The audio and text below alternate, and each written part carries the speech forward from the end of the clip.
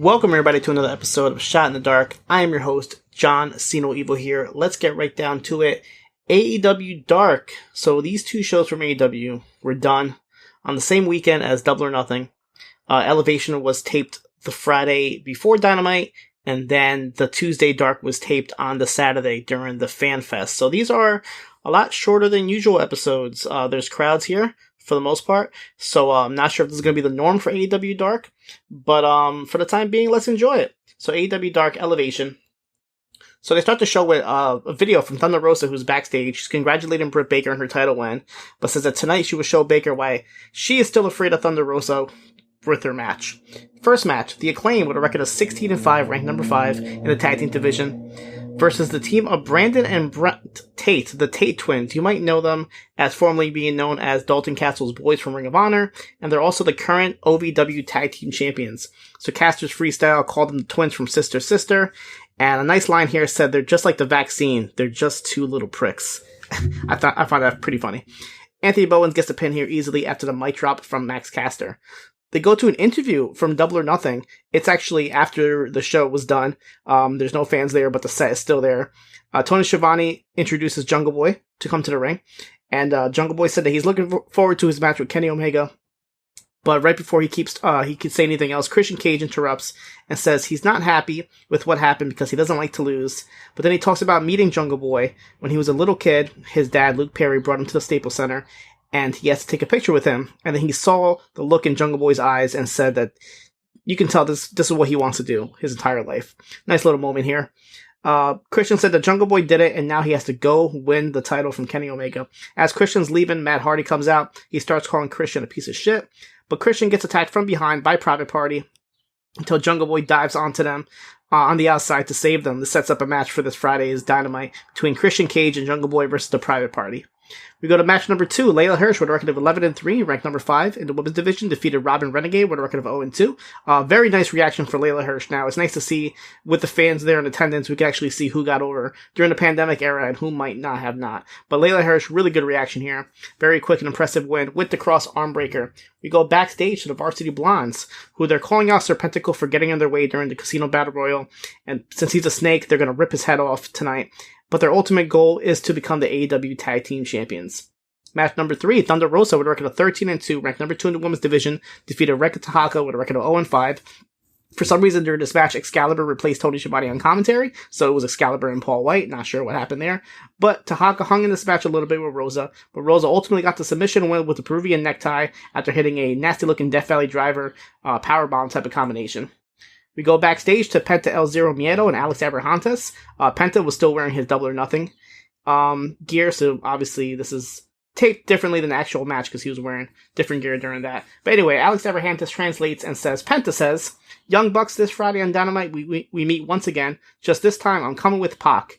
And Jack Evans, we met many times in Mexico, but this time we meet on AEW Dark Elevation.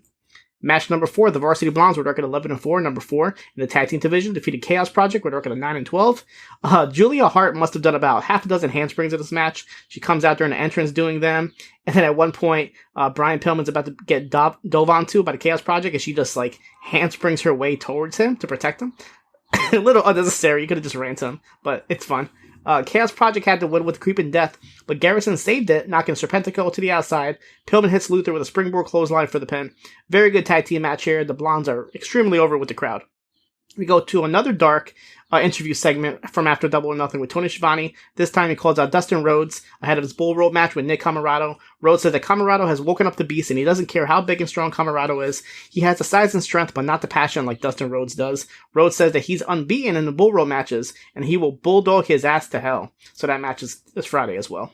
Nyla Rhodes and the Bunny defeated Big Swole and Red Velvet with a record of 5-0. Vicky Guerrero comes out and says, "Where's all my fellow Cougars at?" before introducing Nyla Rose. The ending came when the Blade handed Bunny a foreign object, which he used to punch Big Swole in the face, causing Nyla Rose to get the pin and the win.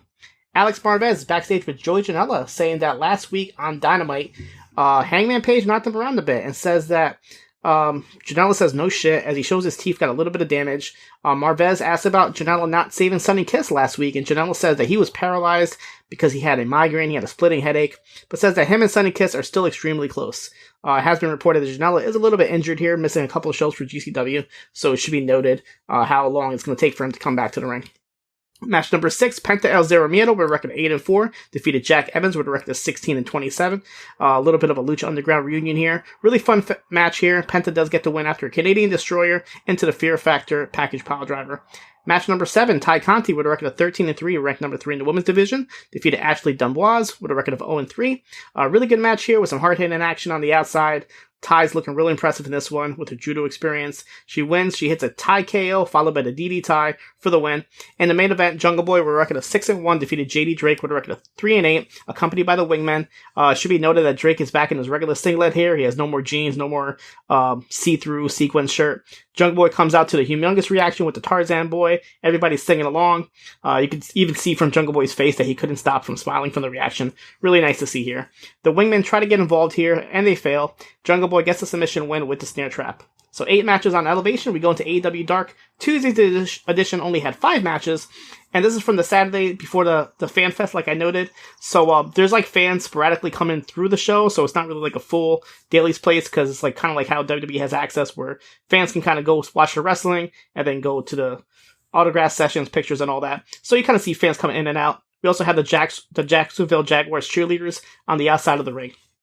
Match number 1, the Gun Club, consisting of Billy and Colton Gunn, with a record of 2-0, defeated Cesar Bernoni and Ryan Nemeth for the Wingman, with a record of 1-1. Colton Gunn gets the pin on Nemeth after the Colt 45. We go to a promo backstage from Jungle Boy talking about his Casino Battle Royal. He talks about how he has so much upcoming matches, with the matches Kenny Omega in 2 weeks, plus him and Christian versus the Private Party this Friday, as well as tonight's match with Bear Bronson. Chris Statlander with a record of 5-0 defeated Robin Renegade with a record of 0-3 with the Big Bang Theory. A nice showing for Statlander here with a nasty looking busted up lip that looks like she must have gotten it from her piercing, but she was all bloody after this match. Match number 3, Alan 5 Angels, Stu Grayson, and Alex Reynolds of the Dark Order defeated the Hybrid 2 and Serpentico. Luther tried to interfere, but he gets chased off by the entire Dark Order. And Taz, for some reason, makes fun of Dark Order shorts here, saying that they look really cheap. They must have bought them from Marshalls or Amazon. Fun trios match here. Grayson gets the pin on Jack Evans after the Nightfall. Match number 4, Red Velvet with a record of 15-4 defeated Diamante with a record of 11-6. Shout out to Excalibur that when Red Velvet, or I forgot if it was Diamante, hit the Tree of Woe, he calls it the Tree of Joey Lawrence as well as the Tree of Black Rob. Cute.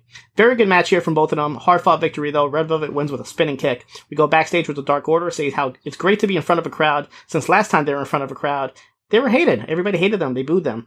And they yell at Preston 10 Vance for oversleeping and not joining them out there. And the main event, Jungle Boy again, with a record of 7-1, defeated Bear Bronson with a record of 8-7. So these are 2 back-to-back shows with Jungle Boy main eventing, and I can see with the crowd involvement to his theme song. That's probably the reason why. And of course, Taz is hilariously singing along. Hilariously terrible to the theme song. But Jungle Boy gets a nice win here with a driving elbow to send the crowd home happy. NWA Powerrr was a special Surge episode, since this is the go-home show before their pay-per-view this Sunday, When Our Shadows Fall. So it was mostly interviews here. We have Camille talking about Thunder Rosa and her upcoming match with Serena Deeb, Billy Corgan, Tom Latimer, Nick Aldis, and we did have one match here with Tim Storm and Sal Renaro defeated the father-son team of Luke Hawks and PJ Hawks, with Renaro getting the pin on Luke. NXT UK. We go to the first match. Nathan Frazer defeated Sha Samuels with a frog splash. After the match, Noam Dar tried to interfere on Samuel's behalf, but he gets ejected. Great showing from Frazer here. We get a video from Ginny and Joseph Connors, who are calling out Flash Morgan Webster and Danny Luna after they bumped into each other a couple weeks ago.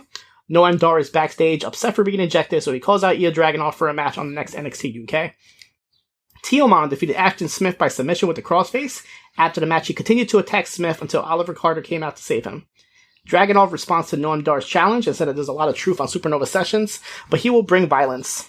Jack Starrs was about to get interviewed, but he gets interrupted by Pretty Deadly, and Starrs starts snapping on him, said he's sick of them, and they're just jokes. Starrs says he wants a match, and they suggest that he goes and speak to Johnny Saint about it, and also go find the partner.